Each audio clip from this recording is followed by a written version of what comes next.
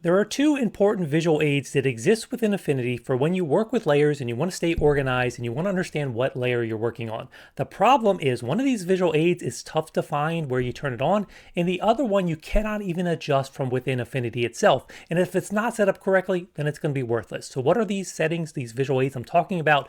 How do you find them? How do you make these adjustments? That's what we're going to talk about in this video.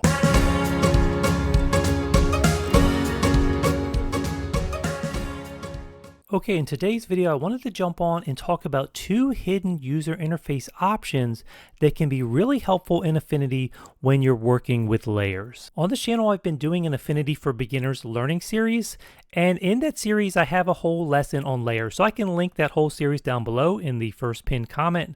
But in that layers exercise, there was actually an important tip I forgot to mention, so I'm going to mention that. And then there was actually a question that arose from a few people based on that lesson where they were seeing something different than I was seeing. And it actually turns out to be a hidden setting that you won't even find in Affinity, but it is going to affect your user interface here in Affinity in perhaps a very important way, and we got to get this right. So I'm going to make sure you know how to go and update this setting. Now on screen, I have an image of this fantasy map I did a few years ago as a collab project with my son. Just a fun thing to do, and it's actually a low-res version of that, and even that we can still zoom in and we can start to see how detailed this is.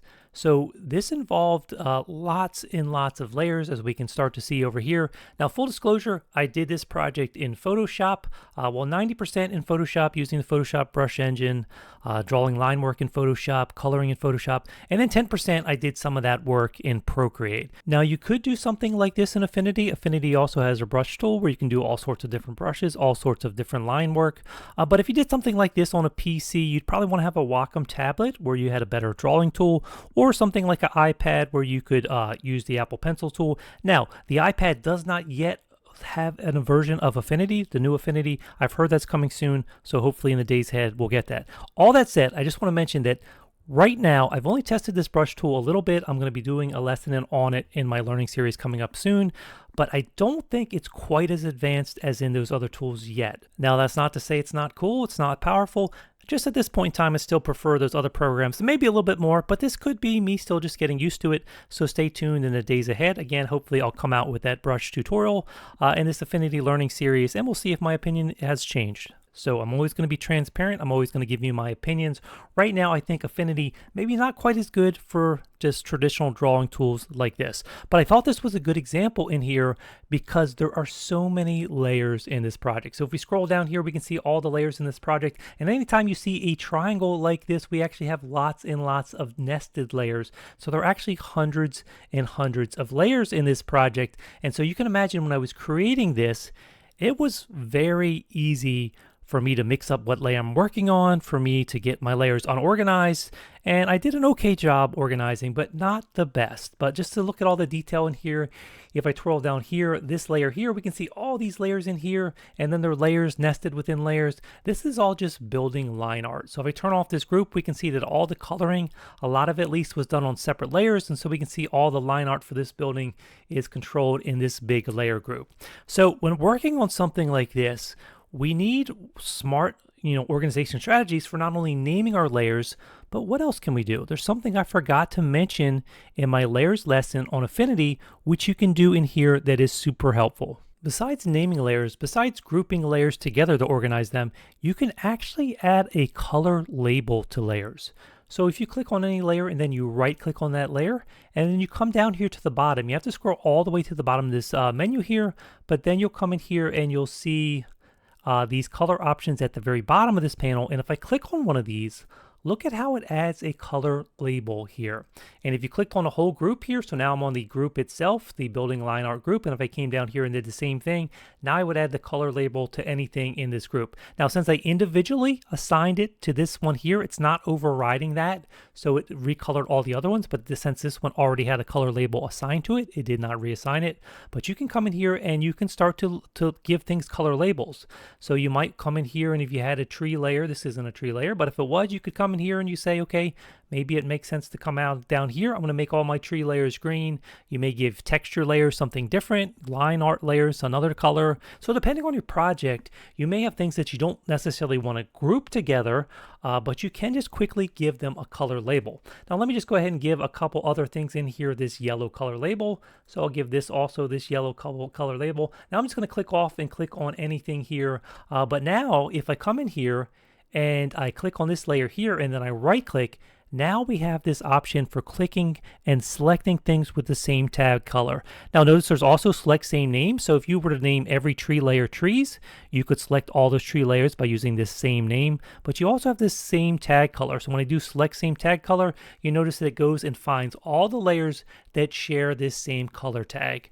So it's just a very useful way to have another way you can connect layers together, quickly select layers, and then once you had these selected, you could move them around together, you could do different things together, you could group them. Now if I did group these, just keep in mind things would sort of reorder in the layers panel, since these would be all pulled together, so they might move above or below some of these. So you got to keep that in mind if you do decide to select them this way and group them this way. But these color labels can be another way to really help organize your layers in here.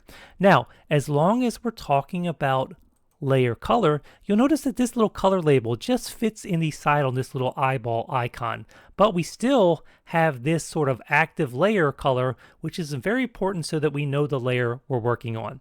So when I'm creating this layer, when I was creating this artwork here, if I accidentally were to draw my line art on the wrong layer, that could be really bad because maybe it's an empty space on another layer and I could easily select it and fix it. But if I'm drawing over another line art layer, then suddenly I have that really muddled and it's going to be hard to fix that. This is why knowing what layer is the active layer is very important, and that's why this accent color, you can see how when I click on a layer it turns this blue.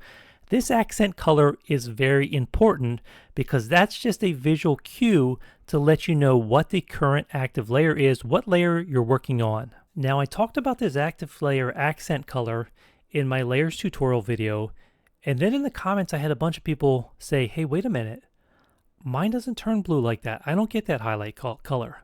Well, let me ask you a question right now. Can you tell what layer is active here? Did you notice it change?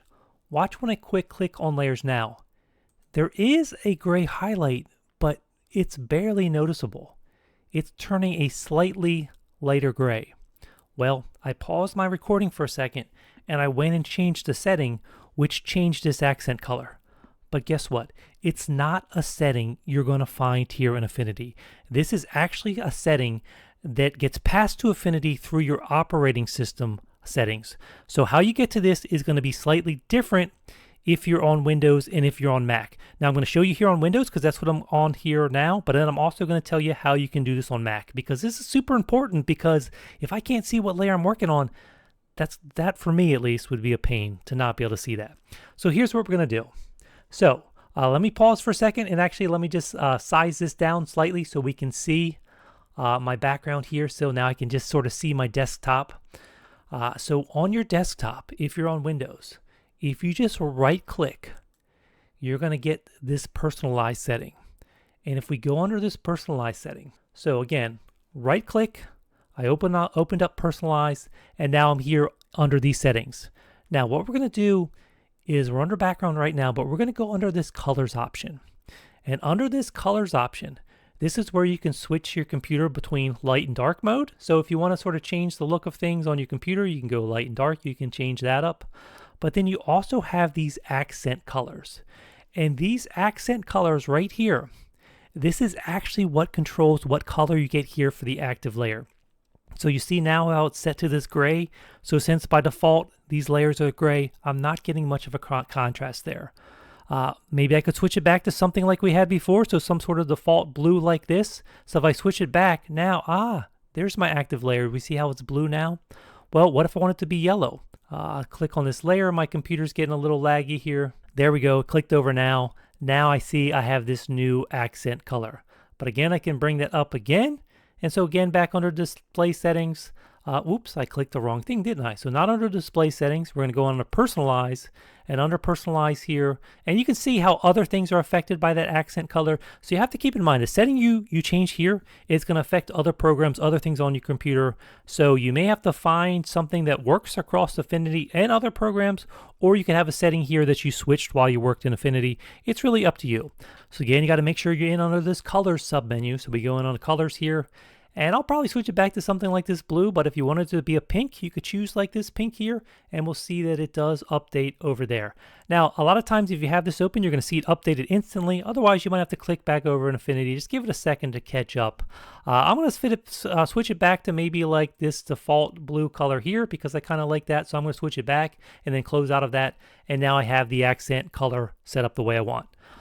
So again, this is super important. Now I'm going to show you how to do this on Mac too, because Mac interface is different. So let me just show you a screenshot I took from my MacBook. So on a Mac, you're going to look for your settings gear, and you're going to click on your settings gear. And then once you're in under the settings menu, you want to click on the general tab. And under general, that's where you're going to find this accent color. And again, you can click on this accent color and it's going to update what you're seeing in your Affinity interface. Now, this is also where you would come in here and change from light to dark mode. So this light and dark mode, this accent color, these are things that are going to affect Affinity, but they're also going to affect other programs as you work in other programs on your computer. So this, besides just being a good Affinity tip, it's just a good thing to know in general because these things may be helpful in other programs when you want to get sort of different colors. Hey, thanks for watching. I hope you find these tips helpful. They may seem like small things, but I find that these small things are the things that really stack over time. They really can save you some headaches. They can save you some time. So if you like tips like this, then make sure you follow this channel for all things Affinity, Canva, and more. Thanks again. See you soon. Everything I do so instinctive and so passionate. Every word I move so descriptive like an adjective. I got a vendetta against people who patented being negative when you should be getting after it. I got facts over tracks, this and that, spitting slow, spitting fast. I could roast, I could gas, think I'm okay at last, but I don't know if that can erase all the past.